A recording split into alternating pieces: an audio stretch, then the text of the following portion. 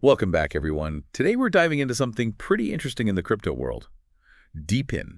DePIN. DePIN. Okay. Pronounced DePIN. It's D-E-P-I-N. Right.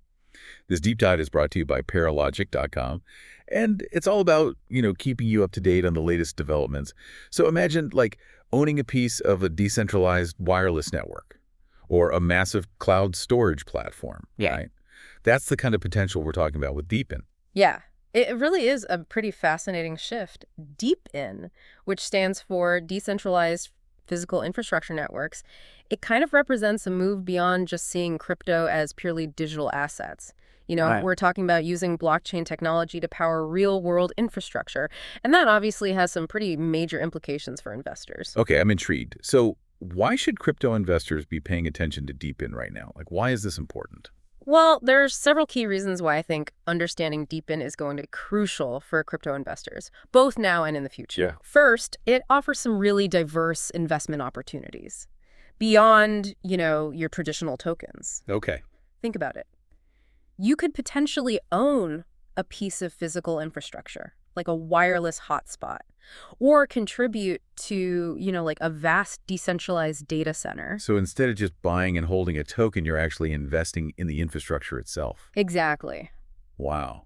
That's a whole other level of involvement. Exactly. And then second, DePIN could really drive broader use cases and adoption for blockchain because it's connecting it to real-world infrastructure. So that means, more people are going to be using and interacting with blockchain technology, which could lead to, greater stability and growth in the market as a whole. So it's not just about individual investors. Yeah. It's impacting the entire, crypto landscape. The whole ecosystem. Yeah. Okay. So what else should investors be thinking about with DePIN? Risk diversification is another key factor. Okay. DePIN projects might offer a way to hedge against, that volatility we see so often in the crypto market. Right. Because these networks are tied to real-world services. Their value isn't solely based on speculation. Makes sense. You see what I mean? Yeah. So, if people need the service, they'll use the network, regardless of, what Bitcoin is doing. Exactly. So that could provide, a level of stability. Right. That's really attractive, especially for those who are maybe a little wary of the ups and downs. Absolutely.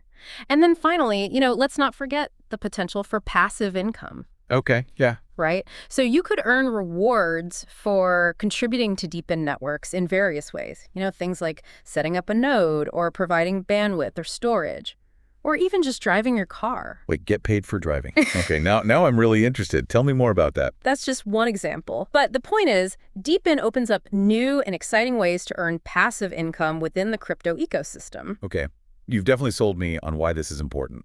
But let's take a step back for a second. What exactly is DePIN, and how does it actually work? So DePIN is all about integrating decentralized networks with physical infrastructure. It's about creating these ecosystems where individuals and businesses can collectively own, build, and operate these assets. So instead of relying on a single company to provide these services, Right. We're distributing ownership and control. Exactly, across a network of participants. Wow. I mean, it sounds incredibly complex. It is complex, but, blockchain technology and token-based incentives are what make this all possible. So let's break it down a little bit. First, you have the physical assets themselves. Things like, sensors, storage devices, routers, energy infrastructure, things like that. Got it. So we have the hardware. But how do you get people to actually, contribute their hardware and their resources to this network? That's where the token incentives come in. In DePIN models, users are rewarded for contributing assets and resources to the network. So, for example, someone might set up a node for a decentralized wireless network, or contribute hard drive space to a decentralized storage network, right? In return, they earn tokens based on their contribution. And those tokens can be traded or used within the network itself. So it's kind of like getting paid for sharing your unused internet bandwidth or storage space. Exactly. But instead of getting paid in dollars, you're getting paid in tokens specific to that network. Okay, I'm starting to see the appeal. Good. But what about governance? It can't just be about the tech and the tokens, right? No, you're absolutely right. DePIN also relies on community ownership and governance. So instead of a single company calling the shots, ownership and control are distributed among the participants, the people who hold the network's tokens. Oh, so token holders have a say in how the network is run. Yeah, that's right. That's really interesting. But how do these like physical assets actually Yeah. connect to the blockchain network? I'm guessing that's where like the Internet of Things comes into play. Exactly. IoT technology plays a really crucial role in linking these physical assets to the blockchain. So you have IoT sensors that can track and monitor data from these assets, things like energy usage, storage utilization, network bandwidth. Okay. And they feed that data back to the blockchain, and then that data is used to accurately allocate rewards, optimize the network's performance, and make sure everything's running smoothly. So we've got the physical assets, the token incentives, community governance, Yeah. and then the IoT layer connecting it all. That's a lot to take in. It is. But I think I'm starting to get the big picture. Good. Would you like to see some real-world examples? Yes, absolutely. Huh. Let's see this DePIN in action. So one of the best-known DePIN projects is Helium. Helium. Okay. Helium is a decentralized wireless network that provides long-range, low-power coverage for IoT devices. So instead of relying on like a traditional telecom company for coverage, I could potentially connect my, smart devices through this decentralized network, Exactly. like a community-powered internet. That's a great way to think about it. Yeah, Yeah. with Helium, people can operate hotspots that provide network coverage in their area. Okay. And for contributing to the network, they earn HNT, which is Helium's native token, based on the amount of data transmitted through their hotspots. So you're getting paid in crypto Right. for helping to build this more resilient and accessible wireless network. Yeah. Wow. I never thought about like investing in infrastructure like that. It's like owning a piece of the digital future. It is. But before we go any further, we want to let everyone know that this deep dive is brought to you by Paralogic.com. Yes. And while this is super valuable information for learning about crypto, it's not trading advice. Right. Always do your own research and make decisions that align with your own goals and circumstances. Absolutely. What other examples are out there? Another compelling example is Filecoin. Filecoin. Filecoin is a decentralized storage network where users can contribute their unused hard drive space to create like this massive distributed storage system. So it's like a decentralized Dropbox or Google Drive, Yeah, but owned and operated by the community? exactly. That's amazing. And just like with Helium, users who contribute storage capacity to the Filecoin network earn FIL tokens as a reward. So I could like earn passive income just by letting Filecoin use some of my spare hard drive space. That's the idea, yeah. It almost sounds too good to be true. Yeah. Are there any projects that go beyond like wireless networks and data storage? Yeah, absolutely. HiveMapper is pushing the boundaries of DePIN by building a decentralized mapping network. HiveMapper. Yeah. Okay. How does that work? So with HiveMapper, you can install a dash cam in your car, and as you drive around, you're collecting valuable geospatial data that contributes to a decentralized map. Okay. And of course, you earn tokens for that data. So it's like turning your daily commute That's- into an income-generating opportunity. That's right. I can see the appeal in that. So from connecting our devices to storing our data and even mapping the world, DePIN is already having like a tangible impact. Yeah. Are there any other industries being disrupted? The energy sector is another area that's ripe for disruption. Energy Web Token, or EWT, is a great example. This platform enables individuals to trade excess energy, like solar power, within their local communities, earning tokens for their contributions. It's a fascinating model that promotes the use of renewable energy and reduces reliance on those centralized power grids. Wow. So DePIN is changing how we connect to the internet, store our data, navigate the world, and even produce and consume energy. Right. It's impacting so many different aspects of our lives. It really is, and these are just a few examples. There are countless DePIN projects emerging, tackling everything from supply chain management to environmental monitoring. It seems like DePIN is on the verge of like revolutionizing so many industries. Yeah. And I'm starting to see why this is like essential knowledge for crypto investors. Exactly. Understanding DePIN allows investors to recognize and seize these emerging opportunities early on. Right. It's about recognizing the value of investing in the infrastructure of the future. Okay, so DePIN is exciting, but the crypto world is, known for its volatility. Mm-hmm. Can DePIN offer any protection against that for investors? That's a good question. Some investors are drawn to DePIN projects because their value is tied to, tangible utility-based operations Right. rather than just speculation. So if a network is providing a valuable service that people need and are willing to pay for, the underlying tokens are likely to have more stability, Okay. regardless of those broader market fluctuations. So even if, like, the price of Bitcoin takes a dip, Right. my investment in, like, say, a Helium hotspot might hold its value better Yeah. because people still need to connect their devices. Exactly. It's Yeah. about diversifying your portfolio and moving beyond just the speculative nature of some of those crypto assets. DePIN offers a way to invest in the underlying utility and the real-world value of these networks. It's like the difference between investing in a company based solely on hype versus investing in a company that's producing, a product that people actually use and depend on. That's a great analogy. And with DePIN, you often have the opportunity to not just invest in the network, but also actively participate in it, Right. earning passive income in the process. Okay, let's dive deeper into that. You mentioned earlier that I could get paid to drive my car. Tell me more about the passive income potential with DePIN.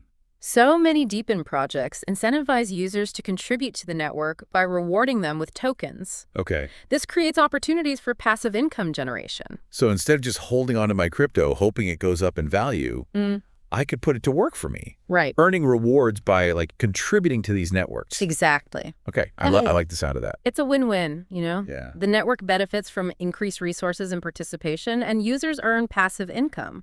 Right. So, for instance, with Helium, you earn H&T tokens for providing wireless coverage through your hotspot. Right. With Filecoin, you earn FIL tokens for contributing storage space. That's right. And with HiveMapper, you get rewarded for driving around and collecting mapping data. This is starting to sound like the future of investing. But before we get too carried away, I want to touch on something you mentioned earlier, staking. Yeah. You said that token holders can stake their tokens to participate in governance. Can you explain what staking is and how it works within DePIN? Sure. Staking is a way for token holders to actively participate in the security and governance of a blockchain network. Okay. It involves locking up a certain amount of your tokens for a set period to help validate transactions and secure the network. And in return for staking your tokens, you typically earn rewards similar to earning interest on a bank deposit. So in the context of DePIN, I could stake my tokens to help secure a network like Helium or Filecoin, Right. and earn rewards for doing so. Exactly. Staking is an integral part of many DePIN networks as it helps ensure their decentralization and security while also providing an incentive for token holders to actively participate in the network. Okay, I'm starting to see how all these pieces fit together. DePIN is about more than just investing. It's about actively participating in and shaping the future of these networks. Yeah, that's a great way to put it. It's about shifting from a passive investor to an active contributor, earning rewards, and having a voice in how these networks evolve. This has been incredibly insightful, but before we wrap up our deep dive into DePIN, I'm curious about the challenges these networks face. What are some of the hurdles that DePIN needs to overcome to reach its full potential? Well, that's a great question. DePIN is still, relatively new. And like any emerging technology, it faces its share of challenges. One of the biggest is scalability. Scalability. Okay. Yeah, can these decentralized networks actually grow to accommodate mass adoption while still maintaining like efficiency and security? That's a question that I think every DePIN project is kind of grappling with right now. It's a bit like the early days of the internet, right? Yeah. There's so much potential, but the technology had to, like, catch up to support the growing number of users. Exactly. That's a great analogy. And, we've already seen some blockchain networks struggle with scalability in the past. Right. So figuring out how to scale these DePIN networks, without sacrificing performance is going to be really crucial for their long-term success. Okay, so scalability is one hurdle. What are some of the other challenges facing DePIN? Well, another major challenge is regulatory uncertainty.